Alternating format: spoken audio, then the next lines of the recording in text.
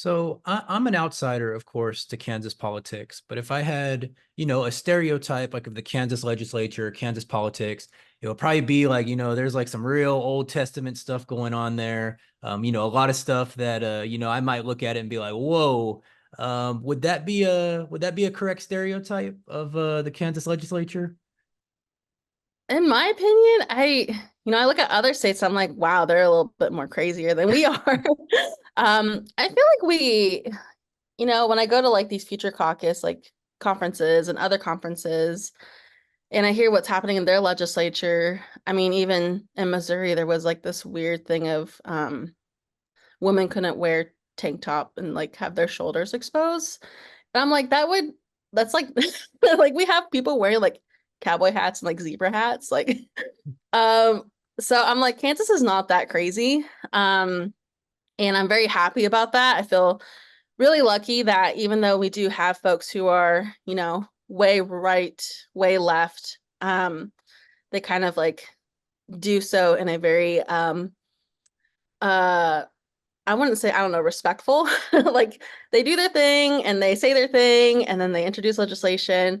And then it's there. And luckily, like we are in a Republican supermajority in the House and Senate. And I feel like very seldomly, that leadership, uh, I wouldn't even call them moderate Republicans. They're a lot more conservative, but a lot of times they won't give those types of bills the time of day. Though we can't take those for granted.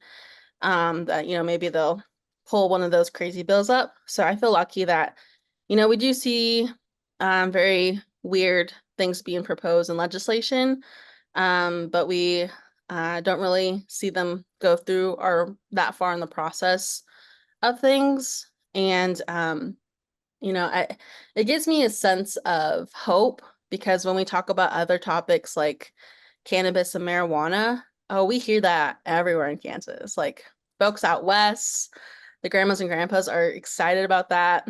And I hear it come up in like Republican forums out west in Kansas. So I'm like, yes, let's keep this up. So it's really, cool to see how that topic can range from other demographics geographically and age range, and political ideologies. So, but we also see a trend across the country of a lot of moderate Republicans being challenged by very more conservative Republicans, which is very sad because I know before I was in office, Kansas is a state that hasn't expanded Medicaid, and I think it was in 2019, it ended up passing the House, and from what I've been told, those moderate Republicans were all primaried and many were defeated. So just to see that effort with that type of issue like healthcare and other issues as well has been disheartening. And we can see that too with more recently anti-trans legislation. Folks who are more moderate who voted to make sure that didn't go into law. They have primaries as well. So it's definitely disheartening to see that.